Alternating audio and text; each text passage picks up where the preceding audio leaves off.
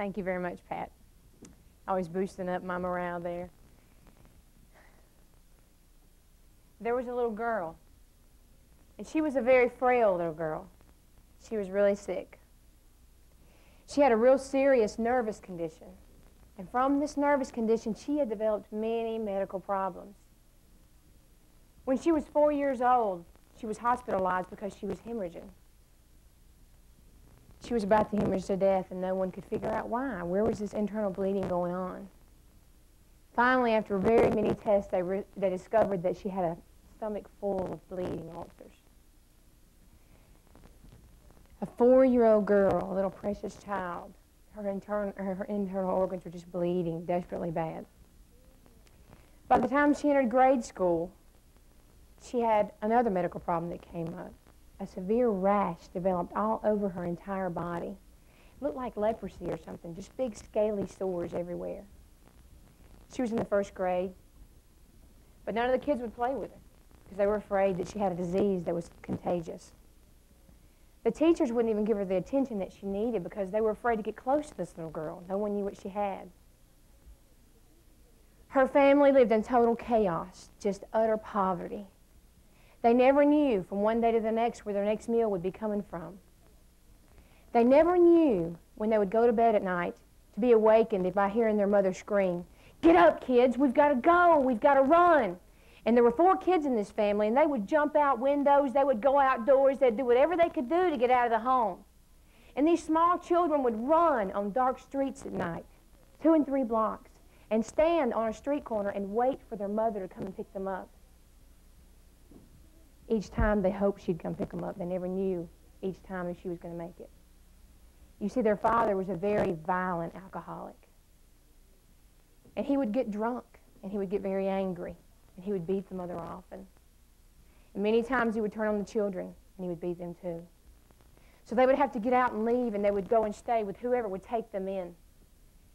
But their father would go to the neighbors' houses too and break down the doors, so finally no one would take them in anymore. And they spent many nights in a drive-in theater or in a shopping center, sleeping in their car. One night in particular, the violence became really bad.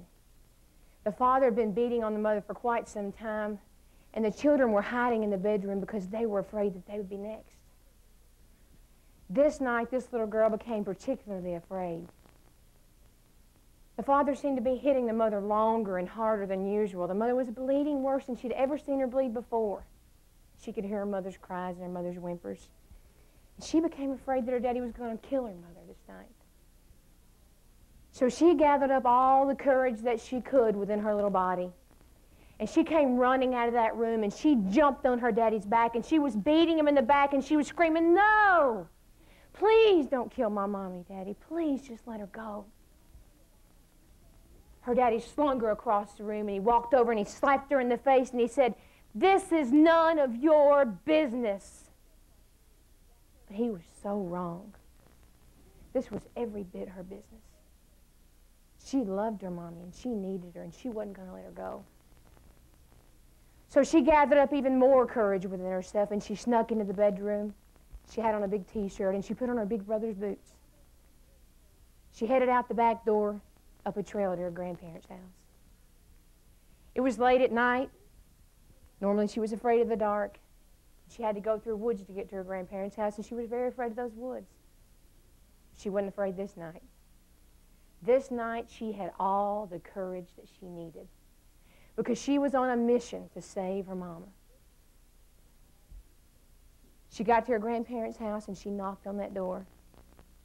And her granddaddy came to the door, and there she stood in that T-shirt and those boots, big tears streaming down her face. And she looked up at her granddaddy, and she said, "Papa, please come help me. Please come save my mommy." She said, "My daddy's going to kill her." So her granddaddy scooped her up in his arms, and they headed back to the house as fast as they could. But when they got there, it was too late. Her mother lay on the floor unconscious, blood smeared across her face. This little girl had tried with all of her heart to save her mommy, but she had failed. She thought she was dead. She thought she would never see her again. The ambulance came and took her mother to the hospital. The police came and took her daddy to jail. And she just stood there in an ocean of bewilderment and gripping, overcoming fear. More fear and pain than many of us in this room will ever have to imagine. The other children had gone to the bedroom and they were crying and trying to console themselves. But this little girl, she had to have an answer. She couldn't do this anymore. The grandmother had come over to take care of the children, and this little girl went to her grandmother and she said, "Grandmother," she said, "why? Why do we live this way? Do we have to live this way? Is this what life is all about? And does everyone else live this way?" Her grandmother was a very powerful, powerful woman. And she grabbed her by the shoulders. And she looked her dead in the eyes. And her answer was a very resounding no. No, Jenny. You don't have to live this way. She said, you can be whatever you want to be in your life. You can be whatever you want to be. She said, your life is exactly what you make it. You make a decision every single day how you're going to live your life. She said, your daddy makes a decision how he's going to live his life every day too. And the sad thing is, he makes decisions for you now. But one day, you'll make your own decisions. She said, there are things within you, talents and skills that you possess that will help you. Every idea that you have, every thought, every vision, you hold the power within you to make all those dreams come true.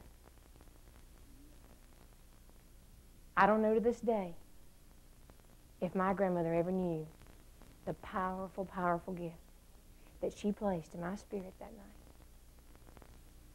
I don't know if I ever told her enough before she passed away and went to heaven. I wish I had her. But that little girl was me. And that's just one of many stories of what our life was like when we were children. But you know what? My life changed that day. That day I realized that my grandmother was right. That one day I'd be in control. One day I'd be making those decisions. And boy, when that day came, I was going to make it happen. So I started being able to cope with my life. And I started taking little steps. And I started seeing small successes, one right after the other. Started doing better in school. My medical problems went away. The ulcers were gone. I've never had them since. The rash disappeared, and it's never reappeared. And I guess you could say that I started on a little journey to success. Journey to success. So many people think they're predestined for success. They think they can give 10, 20, 40, 50%, and that success is just going to come grab them by the shirt collar and say, come on, let's go. But that's not the way it works. That's not going to happen. Success is a journey. It's not a destination. You have to make a conscious decision every single day if you're going to be successful. You have to take steps every day that takes you closer to that success. It's not a destination. And since that time, I've thought a lot about success. And exactly what is it that separates the successful from non-successful people? Why is it that some people live out all their dreams and their goals and their aspirations, and then other people just watch life pass them by? And I've decided that I think there's 3 keys to success. And just like my grandmother said, those 3 keys come from within you. They come from here, and here, and here. Your head, your heart, and your belly, your gut. From your head, you've got your vision. What's your vision? It's a clear-cut view of exactly where you want to be in your life. That vision should be so clear that you can feel it, see it, smell it, buy into it. Everyone around you should know that you know where you're going, and that when you get there, there's no doubt that you will have arrived. Your vision is not your dreams, and it's not your wishes, and it's not really even your goals. When you have those goals, you have to write those goals down. You have to determine exactly where are you going. When are you going to get there? What talents, what skills do you need to learn and possess in order to reach those goals? What people do you need to surround yourself with? Who can help you reach those goals? You see, we're all climbing a ladder. Unless you're living a life of quiet desperation, you're climbing a ladder every single day. And you hope and you pray that it's that ladder of success. But the key is when you get to the top of that ladder, are you going to be leaning against the right wall? It's not going to happen unless you've got a clear vision. The second key comes from your heart, and that's your attitude. A self-confident attitude is the most important asset that a person can possess, right? Your attitudes are nothing more than habits of thought, and habits can be acquired and learned. Your attitude, not your aptitude, is the chief determinant of your success. And wow, if attitude is that powerful, then how can anyone ever have a poor attitude? Your attitude towards life determines life's attitude towards you. You only get back what you put out. If you are cheerful and expectant every day and just glad to be able to experience this miracle called life, then you know what? The world is cheerful and expectant back towards you. Successful people, they come in all shapes and sizes, from different backgrounds and different nationalities. They have different talents and different skills, but there's one thing about their attitude that they all have in common. They expect more good out of life than they do bad, and they get it. They expect to succeed more often than they fail, and they do. You got to have a positive mental attitude. Your third key comes from your belly, and that's the fire in your belly. What's the fire in your belly? It's that burning desire that wells up within you every time you think about those goals. That burning desire is so high that you can't sit in your seat. You got to get up and run that race with all of your might because you have to. This thing is driving you from the inside out. Who lights your fire? You light your fire. Nobody can light that fire and keep that fire burning but you. People can give you some wood. They can give you kindling. Maybe they can throw you a few sparks here and there. But nobody can keep your fire burning but you. Nobody can grow you and keep your fire burning but you.